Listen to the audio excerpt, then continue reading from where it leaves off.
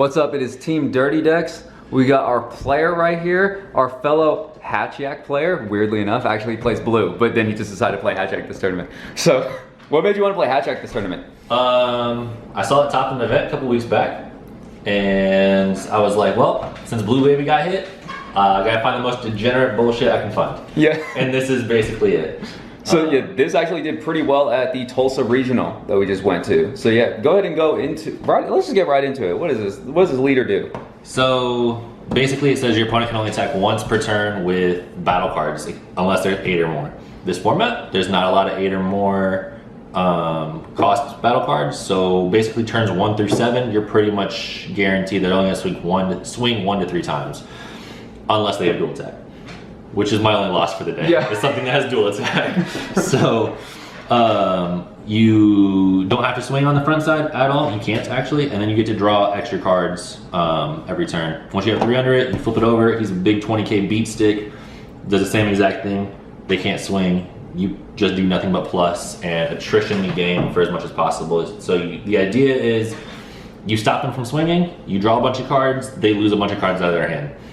That's basically, as the turns go on, what ends up happening. I feel like in a certain sense, even like against blue, who also usually tends to go long, you more of just go for milling your opponent out, because there are also cards in this deck that bottom deck, some of your cards like replenish your own deck. Yeah, and I can, when we get into that, we'll talk about it more, but a lot of the times, like, the game will go so late that once I play my turn ender, you just pass your turn. There's no swinging through it, because you know you'll just mill yourself out. So I'll start the deck with 1-ofs because there's so many. How many 1-ofs are there? Just, like, yeah, we'll count them after. After you show off all the 1-ofs, we'll count how many there are. I have 1 Trunks and 1 Fu Mission Accomplished. These 2 cards came in probably the clutches today, because you can basically just tap 2 and get anything from your warp back to your hand. And this cycled Oceanus and won me my round 3 matchup because I played Oceanus 5 times. It was pretty clutch. I play 1 max power command man to kill things that are just out there, or it's an extra negate that I can bring back because of all the extra cards I play in the deck. 1 brainwash no more in case I decide to hand jump into a double strike or a triple strike. This came up 1 time. It's pretty clutch. 1 Harem's Lineage. Worst card in the deck.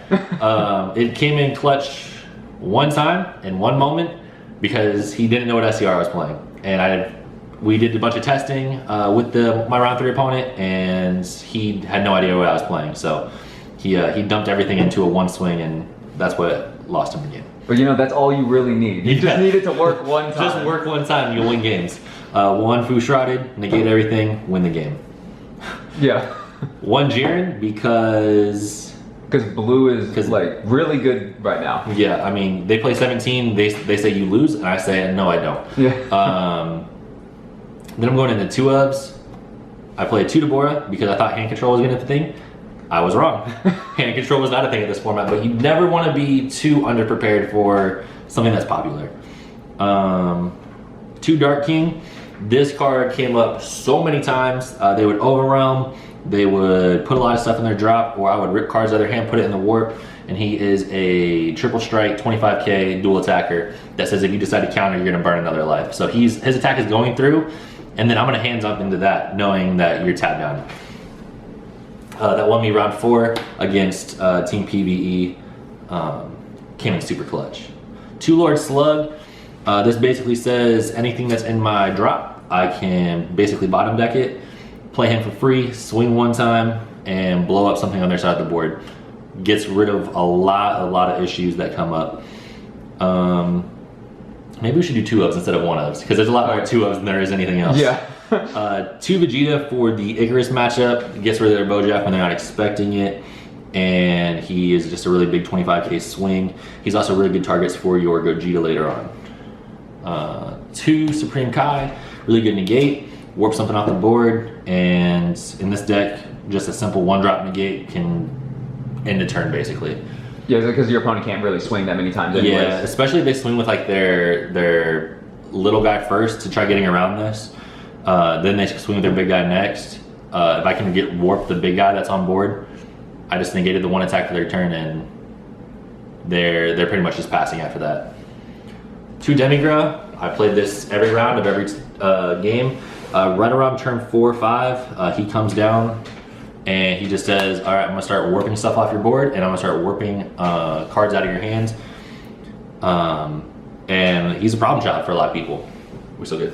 Yeah. We played 2 Goku 5-drops to evolve on top. So basically after you overwhelm or you start putting stuff in your warp, you can start bringing it back for free. He came up a couple times, just that way I can manipulate the drop, go into Gogeta more, or just have more targets for an overwhelm. Yeah, I was actually super trolled. I was playtesting against this deck, and I was like, there's no way you put in the 5-drops. Yeah. That Xenogoku actually can put in some work, though. Yeah, it really People can. forget that it exists sometimes. So that's all the 2-ofs and 1-ofs. That makes up basically half the deck. Yeah, 7 1-ofs. That's pretty good. 7 1-ofs. I was trying to go for more, but there's not enough tech, I guess. Just wait till the next set 15 comes out, though. I promise you what. 3 making entrance. This came up every game. It just says negate the attack, play this card, and then he's a good target for your Gogeta later on. I got 3 Unison. This was probably one of the MVPs of the deck. I get to just -2 and say you're not going to attack unless you just want to start losing cards out of your hand. If they, especially late game, they're like, they have an 8-drop out or a 10-drop out or whatever, they're not going to swing because they keep losing cards in hand, knowing I have 5 energy standing. Yeah, it feels really bad when you also can only get like usually 3 to 4 swings anyways. Yeah. And then you're just going to lose advantage to probably not even finish. Like, Yeah. It just feels real bad, especially if I negate the leader swing first. Yeah. Like, all you have left is -1 to swing. Yeah. So, 3 Oceanus. This almost became a 4-of because of how good it was. If I just had one more, I think I would have won my round 1 matchup. But I'm a bad player, so I messed that up anyways. This card, people, you'll play this down, I promise you, and they will just pass their turn because this format likes to draw a lot of cards more than play a lot of cards. So they have fat hands with not a big board, and they will just pass because they know they're going to lose off themselves. 3 Gogeta. MVP plays on turn 6. You can play it on 4 if the moment's right, but I usually play it on 6 or 7. It says -2 on board, -2 in hand, and he becomes a blocker. Came up a lot. This card is so dirty because especially when it's rested, it can't die. Like, it can't get KO'd. Yeah, so as soon as they swing the first time, you just block. You don't activate a counter or anything like that. You don't try letting the swing go through. You just block with him. That way he's in rest mode and he can't be gone. The only thing that really gets rid of him is max power, and unless you're a deck that plays a lot of negates, you're probably not playing that in the main deck. Another 2-of is Ball because I play 4 Adventure Begins. I play this on T1 almost every time just to get Ball in my hand. They'll swing with their 10k leader and pass, and I'll just ball out to go to 15, keep me at 8 life, recycle the ball, and it's good fuel fodder for Oceanus. It's good fuel fodder for if they tell me to put something in the drop because I can just get it right back super easily. 4 Vegeta Super Combo. If you have this, you're probably winning. You're probably plussing 4-of, and it's again another target for your Gogeta. Regardless if you hit it off your leader effects and you put it in the drop, it's okay. It can be there. You just have more targets. It's all good, and you can bring it back with the Foos and the Trunks if you really need. No, you can't. No, you can't. You can't do that. Disregard. Never mind, ignore that. Disregard that. Disregard. 4 Petrification. 4 Petrification. I'll be honest, this card might be the biggest MVP of the entire day. They got their thwartings out, they got their 10 drops out, they got their 8 drops out. A 4-drop came down that had dual attacker. I was just like, nah, negate those skills. You can't, autos that go into pending don't get to proc still. They can't actually trigger that effect. So you just pitch for the ball, you know what I'm saying? Yeah. Recycle that back later, and your opponent just can't do anything. So that Gogeta, like the thwarting Empire, anything you really like need to hit, now it just has no effects, and it can't even like, this one can't warp to from your hand and your board. Yeah, which is just yeah, when I first saw it, at first I was like, man, I haven't seen Petrification forever. Why? I was like, well, you're running 4 of these? And then I was like, wait, actually it's pretty good, this format specifically. Yeah. And then last but not least, just 4 Power Bursts. It lets you cycle the making an entrance and or Adventure Begins. There's not a lot of other targets for it, but at least get your negates back or your Adventure Begins, so you can start adding Ball back to your hand again. That makes up the main board. If I was to change anything, just change the SCR to a Kai. That way Trunks is more live often. So the plan is you play, where's he at? Oh, so instead of Heroine's Lineage, you would Yeah. rather run Supreme Kai. But Yeah. everything else you felt was pretty solid though? Yeah, I thought everything was good. Again, just so y'all know, I only played the deck 9 times and lost 6 out of 9 of those games. I'm a bad player, it's alright. This Trunks though becomes a lot more relevant if you accidentally mill your Kai off of your leader effect, because you can just get that Supreme Kai back. If you hit Heroine's Lineage off of your leader effect, this guy he only adds Oceanus back or the thwarting. It came up a couple of times where I could add that back, but I feel like this would have been a lot more relevant had I had Supreme Kai. Oh yeah, I can So definitely see don't be that. cheap, guys. Buy your cards when they're still expensive. Yeah. And then what did you sideboard? Like, what did you feel like you needed? Like, you can talk about that. Like, what did you feel like you needed to plan for? Like, what was the hardest matchups for you, like, going into this? Going into the event? Yeah. Anything that swings with dual attack, so Go Tanks, I guess U7 Gohan, Jiren, things that really get around the leader effect itself are probably the most degenerate fucking decks for me to have to deal with, because I'm no longer having to deal with 2 or 3 attacks. I'm dealing with 5 or 6 attacks that turn. Oh yeah. And then, We were playtesting a lot against Jiren because it's broken. But he can swing with a 4-drop twice, and then he can evolve into the 8-drop if he wants to later on top of a different card and give him 2 more attacks. So with that being said, I just wish I was a little bit more prepared. So 2 Deborah, I wish in this format I main deck. This card was sided in almost every single game. It basically says that when they play whatever they're trying to do, you can tap 2 and negate its skills for the turn, and it can attack. So when they decide to play the 4-drop Goku or the Jirens that have dual attack, no, you're getting around that like big time. So it came in almost every game. I also sided in 2 Slugs every game just to get rid of big problem childs. It just basically says blow something up and put some stuff back in your deck. So I felt like I was getting around cooler a lot more in my head because I wasn't milling as much, you know? yeah. So it came up and it basically said get rid of those Deborahs and get rid of that Jiren if the matchup wasn't relevant. 2 Shins, never sided these in. So next we played 2 Hatch. Again, it puts stuff back in your deck.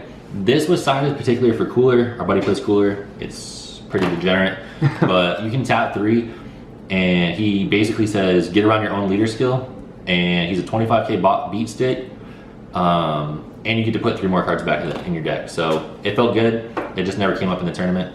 1 Deborah, again, just start ripping cards out of hands if they're playing a little bit slower. Wait, Deborah? That's Deborah? Yeah, Wait, this one right here? yeah, that's Deborah. The 5-drop, Yeah, that's a. different art. Wait, no, like that's a Demigra. Oh, I was making sure I wasn't dumb. I was just like, wait, that's Deborah? no, that's the finger.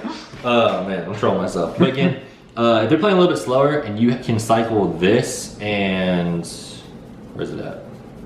The Trump. Here it is. So by turn 3, these are both live. So you can play him on T2 and just kind of chill. You have that extra negate just in case. And then on T4, you can play him for 1, put 4 more back in your drop, and then you can just tap 2 for another one of this. So having 3 in the deck on going into sideboard feels super legit. Like on turn 5, if I have 4 Demigras, I'm feeling really plus. Oh yeah. Like not only am I drawing a card for this, I'm warping a card off their board, and then they're gonna minus 3 cards. Or they're gonna have to try dealing with that. That feels great. 1 Kami, go wide strategies, never came up, but it was there just in case they just had like a bunch of blockers out or a bunch of weenies out, and then it just looked intimidating. 1 extra Jiren for the blue Super 17. 2 Black Mass Saiyans, just to deal with stuff that plays on my turns. If people want to try doing, 15k spam strategies, there's a lot of the stuff that this just hits and gets around, so it was just in there. And then I teched 1 Ultimate Dragon Slaying Bullet and 1 4-drop Shinron, just for an extra blocker if I wanted it. Came up twice where it was a little bit slow play. going on. We're getting a little bit longer turns, obviously. So you can play him. He's a blocker, barrier, deflect, and double strike. Really comes up when you want to swing with it. And then the Dragon Slaying Bullet says if they want to play a unison, they can either kill their unison right away or say they can only attack once that turn. Ooh, okay, that's pretty good. Yeah, so I mean, it feels really strong. Came up twice, like I said, so. Yeah, because Hatchhyack's all about getting more turns. Exactly, so. All right, so did you want to talk about any of the rounds that you had? Yeah, round one, I wish I had more practice with the deck. I felt very unsure of myself and unsure of the deck. I lost game one, round one, and I was like, I'm just gonna scoop this event. Like, there is no way I'm topping. And then I kind of like had to readjust and refine myself a little bit.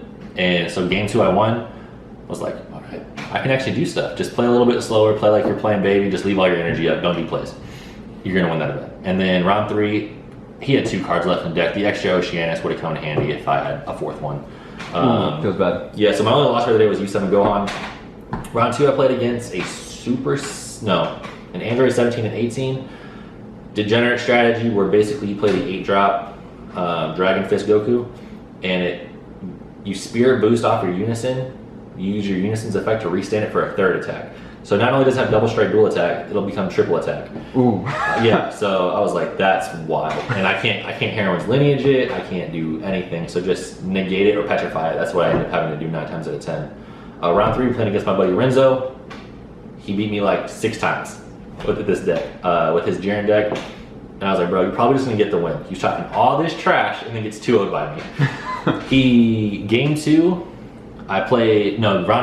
Game one, I played 5 Oceanists against him by cycling it, and he was just tilted.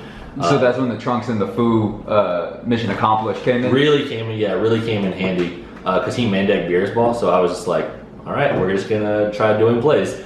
And then game two, I was able to pump fake him basically, and I played a unison on 2, letting him take me to 1 on purpose, knowing he had an 8-drop in hand. And then I just lasted until turn 10.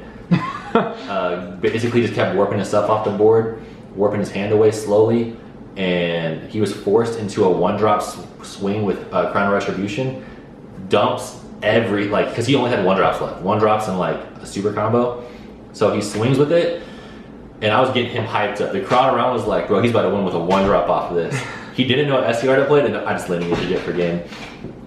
And then round 4, I played against the player who won or took second at GenCon online, the SS3 Bardock deck. Shout out to PvE. They were really awesome. They represented pretty well, and they won the event. But yeah, I played him, and really good player. He just has a really bad matchup with Hatch. I kind of figured out the deck because I played it, 10 times that day. Figured it out really fast, and yeah, that kind of like shuts down that strategy kind of. Like, so that was like the one deck you probably didn't want to see was Hatchhyack, and he probably and I became a good player all of a sudden again, and ended up top. I took 7th, 7th out of 8. 4 of our guys from Kansas. We took 7 guys. We took 4 of the top 8 spots. I was like, yeah, we were pumped off that. Yeah, oh my god, we were just like, let's go. So any shout outs that you want to do, or any, like, you already talked about what you would change in the deck. What do you feel like what do you think this deck does best against in this current format? Would you play it again? Anything like that? So I'm definitely gonna play this again. It requires a brain, basically, just like Blue Baby does. You just play in the gate, and they usually end up passing. Know what attacks you can take and what attacks you can't take is super important in the deck. And then with set 15, this deck just blows up. You get to have a 30k, you get to have a 35k leader on the front. That feels really good. You get the new SR Finn that comes out. Okay, that lets me just blow. That just lets me blow. I'm hell about to build that Finn deck. I'm hell about to build a Finn deck. But I think we are going to see this deck come up more and more relevant, especially as this format stays slow. And then just knowing your matchups, knowing what's good, what's not good. Shout outs to Team Dirty Deck, the Wichita Boys. You guys helped out a lot. They did a lot of testing. We were there up till 3 o'clock in the morning. Yeah, we were literally up until 3 o'clock in the morning before we had to drive at 6. Yeah, we had to get up at 6 to be there. So, shout out to Team Promats for just supplying these amazing mats. I mean, Ooh, look at that. high quality, good ass mats. I'm never going to anything else. They are awesome. Check them out. They might be Master Roshi backroom deals as well. Best quality you guys are gonna get in anywhere. Hit them up. They can also do custom mats. Shout out to Hermit Style Podcast. If you guys want to get better at the game, hop in the chambers, listen to what people are saying in the Discord. You are going to become a better player just by reading that weekly. And shout out to everybody that went. Shout out to Dice Addictions for just hosting the event. And yeah. All right, so good stuff. Congratulations again on topping with Hatchhyack.